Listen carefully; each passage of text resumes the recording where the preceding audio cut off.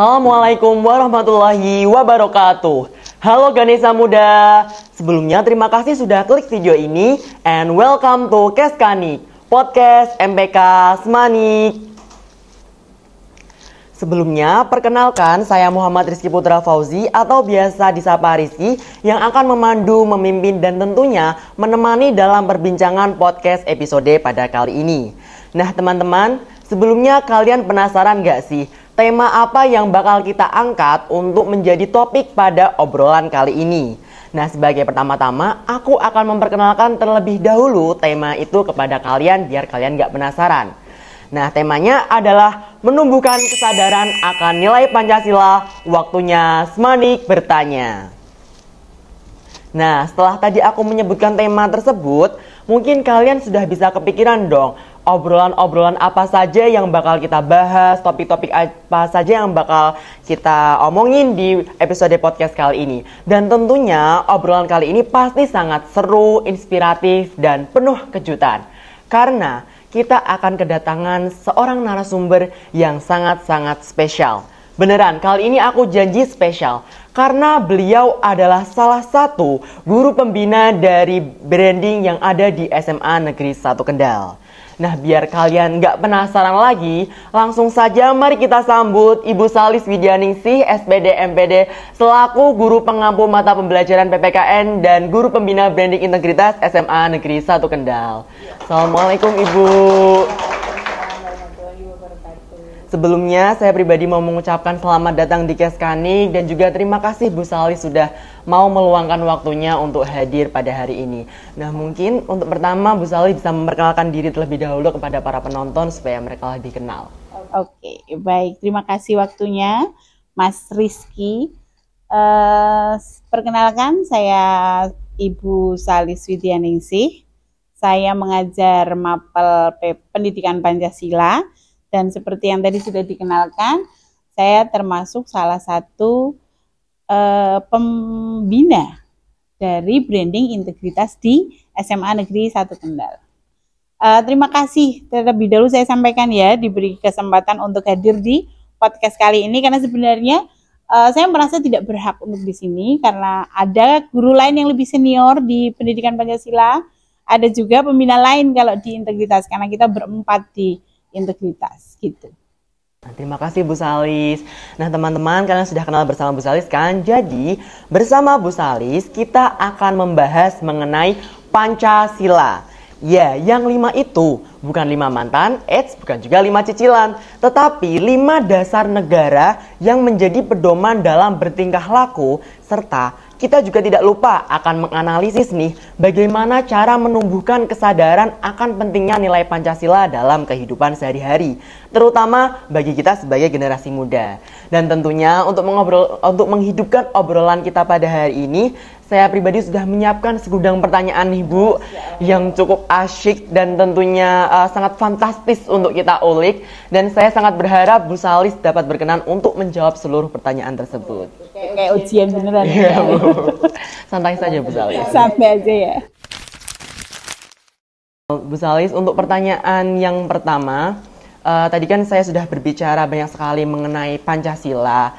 Nah, berbicara tentang Pancasila dan nilai-nilainya, menurut Ibu Salis pribadi, seberapa sadar sih masyarakat SMA Negeri 1 Kendal terhadap nilai-nilai Pancasila dalam kehidupan sehari-hari, terutama untuk siswa-siswanya dalam kegiatan pembelajaran, Ibu? Oke, jadi kalau tadi openingnya udah seru, kalau udah masuk ke Pancasila jadi agak nggak seru ya. Nah, tapi coba kita buat jadi seru ya obrolan kita siang ini, meskipun temanya tentang Pancasila. Apa sih Pancasila kan gitu. Nah, kalau bicara tentang Pancasila mungkin anak-anak menjadi enggak begitu peduli dan sebagainya, meskipun di setiap upacara itu kita tirukan seperti yang diucapkan oleh pembina upacara dan ditirukan oleh seluruh peserta upacara. Nah, kalau bicara di SMA Negeri 1 Kendal, kalau ditanya seberapa sadar, kalau saya pribadi melihat sebenarnya kesadaran itu sudah ada. Setiap siswa SMA 1 Kendal itu sudah punya kesadaran tentang Pancasila. Cuma mungkin banyak yang tidak sadar kalau sebenarnya mereka sudah berpancasila dalam kehidupan mereka sehari-hari. seperti kegiatan-kegiatan pembelajaran atau kegiatan P5, di mana kalian sudah sering melakukan kegiatan yang mengandung bahkan mengimplementasikan nilai-nilai Pancasila. Jadi ada kerja kelompok misalnya, di situ ada banyak nilai Pancasila yang masuk. Kalian saling menghormati antar anggota kelompok, kalian bisa bekerja sama, kalian menjaga kesulitan, menjaga kerjasama dan seterusnya. Itu salah satu bentuk dari perwujudan nilai-nilai Pancasila. Jadi kalau dilihat, kalau ditanya sadar, seberapa sadar ya, saya kira sudah sadar. Cuma memang perlu terus ditumbuh kembangkan, perlu terus disegarkan dan diingatkan lagi bahwa ini tuh sebenarnya nilai Pancasila loh. Jadi gitu ya teman-teman, kita harus selalu meningkatkan kesadaran kita terkait pentingnya nilai-nilai Pancasila. Nah, kalau menurut Ibu tadi kan perlu ditingkatkan. Nah, menurut Bu Salis sebagai guru pengampu mata pembelajaran PPKN itu, apakah ada strategi atau cara tersendiri bagi Bu Salis itu untuk meningkatkan pemahaman siswa, untuk meningkatkan pengamalan mereka dalam kehidupan sehari-hari terkait Pancasila nih Bu? Oke, terima kasih pertanyaannya ya. Kalau terkait strategi, bagaimana sih untuk bisa terus menumbuh kembangkan kesadaran anak-anak terkait Pancasila? Mungkin yang saya lakukan salah satunya adalah ketika memberikan pembelajaran di kelas, maka saya mengambilkan contoh-contoh atau nilai-nilai yang ada dalam kehidupan kita sehari-hari. Jadi kalau lagi membahas tentang kemanusiaan yang adil dan beradab, maka kita ambil contohnya dalam berperilaku dalam kehidupan sehari-hari, ngobrol sama temennya, jangan manggil pakai nama ayahnya, misal gitu. Itu kan sudah termasuk menjaga diri untuk tidak guyonan yang menyakiti teman, itu sudah termasuk nilai-nilai Pancasila. Nah, ketika saya memberikan penugasan, maka saya akan mencoba untuk membuat anak-anak itu melakukan aplikasi secara nyata. Jadi seperti kemarin kita memberikan penugasan tentang Persatuan Indonesia lewat Bhinneka Tunggal Ika. Nah, saya memberikan penugasan berupa apa sih yang bisa membuat Indonesia bersatu lewat kebinekaan yang kita punya. Nah, anak-anak menampilkan, ada yang menampilkan tari-tari, ada yang menampilkan masakan-masakan daerah lain, dan seterusnya. Sehingga aplikasi-aplikasi nyata itu bisa membuat anak-anak lebih aware, lebih peduli bahwa, oh ternyata nilai Pancasila tidak hanya di langit, tapi sudah bisa dilakukan dalam hidup sehari-hari. Mungkin itu. Terima kasih Bu Salis. Saya juga ada pertanyaan nih Bu. Mengapa sila dalam Pancasila itu tidak bisa dipisah-pisah silanya? Apa bahayanya jika kita itu hanya menonjolkan atau hanya mengamalkan fokus di satu sila saja? Itu pertanyaan bagus ya Mas Rizky ya. Jadi Pancasila itu kan ada 5 sila dan semuanya saling berkesinambungan, saling berkaitan. Kalau teori, kalian pasti sudah pernah dengar saling menjiwai. Wah, Pancasila dijiwai dan saling menjiwai. Itu teori ya, sangat berteori sekali. Tapi kalau kita mungkin kenapa kok nggak bisa dipisah-pisahkan? Contoh nyata aja, ketika kamu kerkom misalnya ya, Mas Rizky kerkom sama teman-temannya yang lain. Maka kalau hanya menonjolkan satu aja, misalnya kemanusiaan yang adil dan beradab, berarti menghormati. Tapi asas yang lain, sila yang lainnya, keadilannya misalnya, nggak diperhatikan. Wah, jadinya pembagian tugasnya berat sebelah, dan seterusnya. Hal-hal seperti itu. Jadi sila-sila dalam Pancasila itu, dalam pelaksanaannya itu, menjadi satu kesatuan. Kalau analoginya macam-macam sih, ada yang pakai analogi kalau jari tangan itu 5, kalau mau menggenggam 5-5-nya itu berfungsi dan jalan. Kalau cuma jempol aja kan nggak bisa digenggam kayak gitu. Ada lagi ya analogi-analogi yang lain yang mengibaratkan bahwa Pancasila itu satu kesatuan. Wah, kita kayak pelajaran ya Mas. Ya. Oke. Nah, jadi teman-teman perlu diingat ya, dalam kita mengamalkan nilai Pancasila itu, kita harus mengamalkan keseluruhan 5 silanya. Jangan cuma menonjolkan satu saja. Oh ya Bu Salis, saya juga mau cerita nih. Kan saya waktu kelas 11 itu menemui banyak perbedaan teman-teman gitu. Ada yang kayak penerapan Pancasilanya udah bagus, ada juga yang udah belum. Nah, itu kan pasti ada pengaruh teman gitu. Nah, menurut Bu Salis itu bagaimana pengaruh teman itu dapat menumbuhkan nilai-nilai Pancasila pada setiap anak gitu Bu? Oke, pertanyaannya bagus sekali, memang sangat berpengaruh ya. Jadi bagaimana circle pertemanan itu bisa berpengaruh sama kita. Kita yang tadinya nggak suka melakukan hal-hal yang negatif, tapi karena circle-nya kita negatif, maka ada rasa nggak enak, ada rasa takut bahkan, ya kan? Takut dikucilkan kalau nggak ngikut dan sebagainya. Nah, itu nanti nyambungnya ke integritas. Wah, jadi kenapa sih manusia, bukan manusia ya, anak-anak ini ya khususnya ya.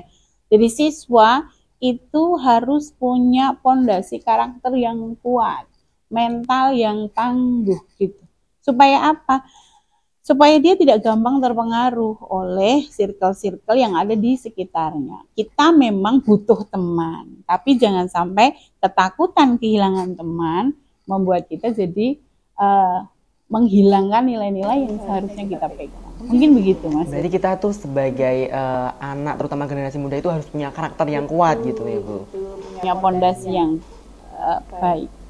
Nah, berbicara kalau di sekolah, menurut Ibu, bagaimana cara agar Pancasila itu bisa diterapkan sebagai kesatuan nilai tanpa tertinggal satupun dalam kegiatan siswa maupun organisasi pelajar nih terutama, Bu?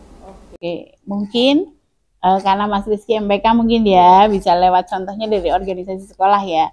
Jadi kalau berkegiatan misalnya, kalau berkegiatan maka kita harus usahakan untuk menerapkan nilai-nilai Pancasila itu dalam kalian berorganisasi. Jadi memutuskan sesuatu hal, tidak boleh otoriter nih, harus lewat apa berarti? Musyawarah dulu kan gitu.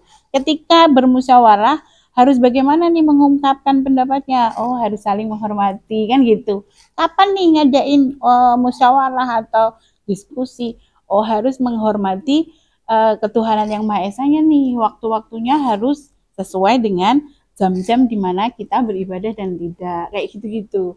Jadi dalam berorganisasi semua wajib saling mengingatkan dalam membuat keputusan, dalam berdiskusi, dalam bermusyawarah itu untuk tidak lepas dari nilai-nilai Pancasila. Sebenarnya sudah dilakukan, Mas Rizky. Cuman anak-anak enggak kalau itu tuh sebenarnya nilai-nilai Pancasila loh gitu.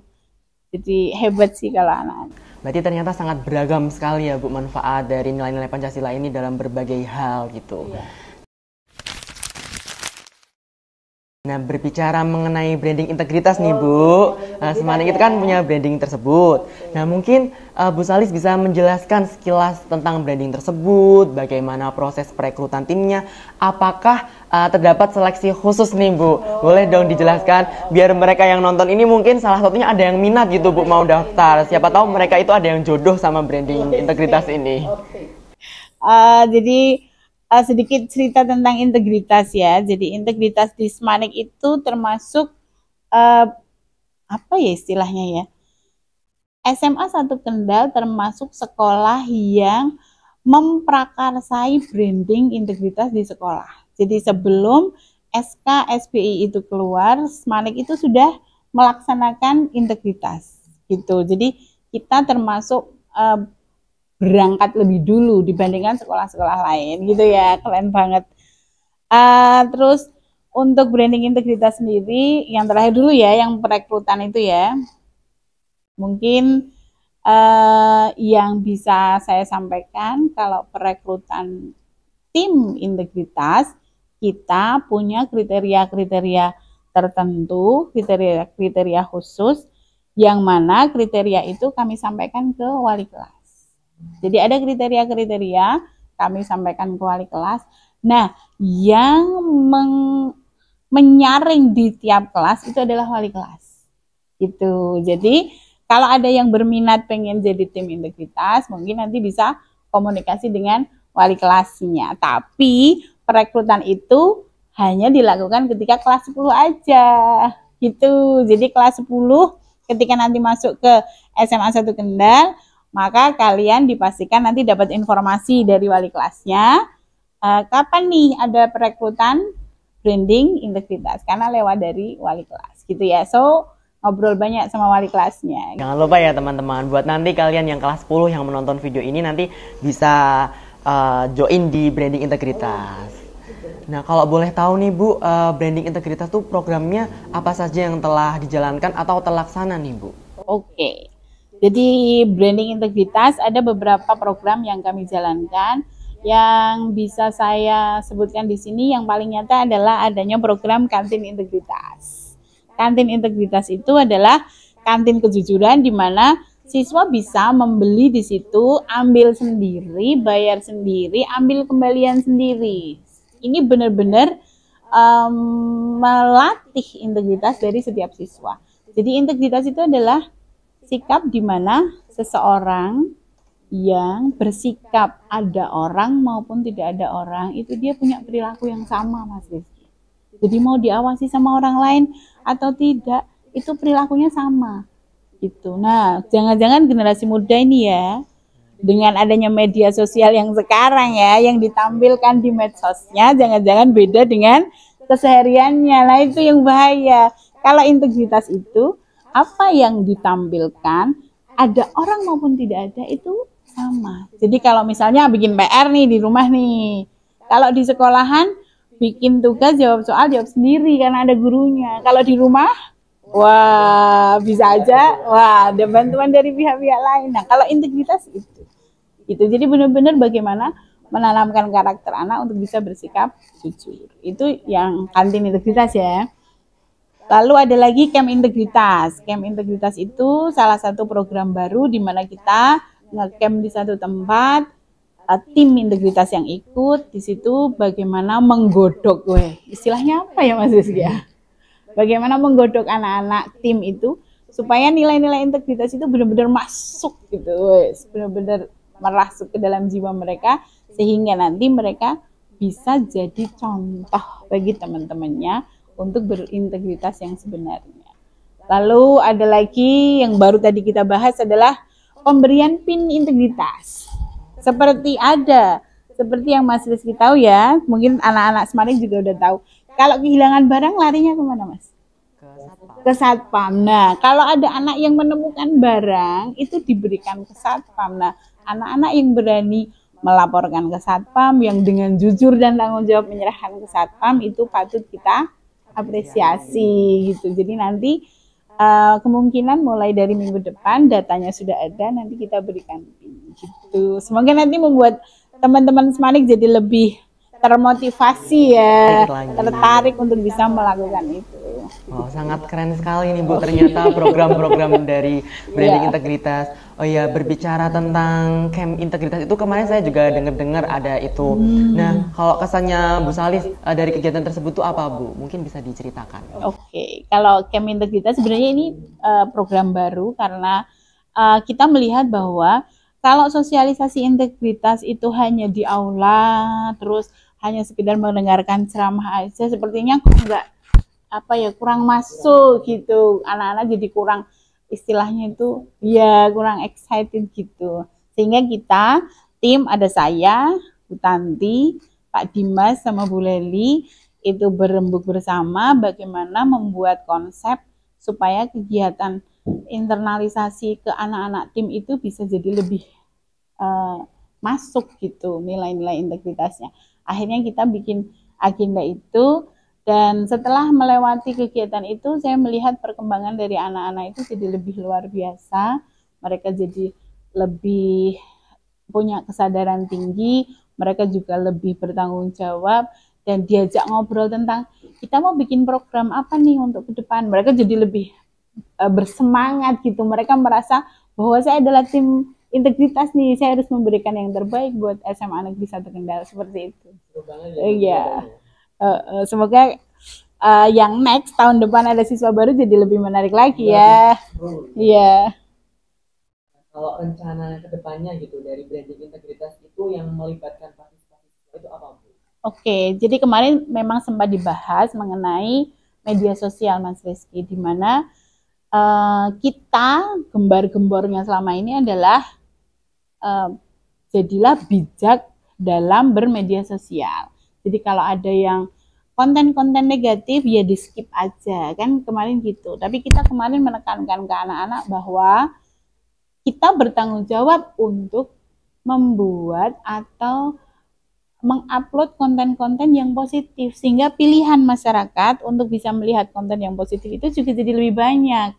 Jadi kalau kita sifatnya pasif hanya jadi penikmat aja, maka memang kita bisa menggeser, oh kalau negatif nggak usah, bisa. Tapi kalau kita sebagai pelaku integritas di SMA 1 Kendal, maka kita bertanggung jawab untuk bikin konten yang nilai-nilainya bisa masuk ke anak-anak. Sehingga rencana yang ke depan, yang terdekat adalah anak-anak membuat konten kreatif atau konten digital.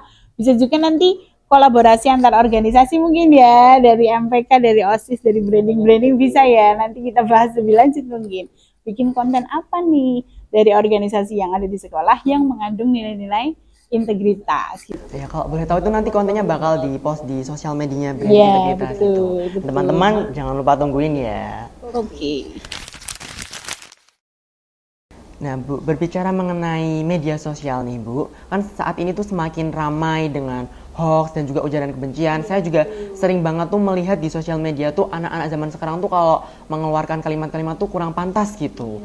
Nah, bagaimana peran nilai Pancasila dalam membentuk literasi digital pelajar yang baik? Oke, jadi kalau peran nilai Pancasila, kembali lagi ke pertanyaan yang awal tadi ya, kesadaran dalam berpancasila dalam hidup sehari-hari. Jadi kalau nilai-nilai itu udah ada dalam diri kita, maka sebenarnya saringan, filter itu sudah jalan sebenarnya. Cuman kadang-kadang terbawa oleh pergaulan, terbawa oleh kebiasaan, sehingga kita jadi gampang terjerumus. Nah, kalau melihat dari konten-konten yang negatif, memang kita harus sebelum kita share apa-apa yang menurut kita, maka kita harus cross check dulu. Cross check itu tidak hanya dari satu arah, dua arah gitu. Ada banyak yang membuat berita itu jadi blunder ketika kita baca, terus kita terbawa, terus kita langsung larut di situ. Kita tidak memberi kesempatan pikiran kita untuk mundur dulu sejenak, cross check dulu berita itu iya atau tidak gitu. Tapi kadang-kadang secara emosi sudah yang menggebu-gebu, langsung terburu-buru. Iya, mungkin karena jiwa muda memang kayak gitu ya, mungkin ada itunya. Berarti ini tantangan bagi generasi yang muda gitu ya. Nah, teman-teman perlu diingat ya, kalian harus bijak dalam menggunakan sosial media. Nah, menurut Ibu Salis, apa peran pelajar sebagai agen perubahan dalam menjaga nilai-nilai Pancasila di lingkungan sekolah dan juga masyarakat, Bu?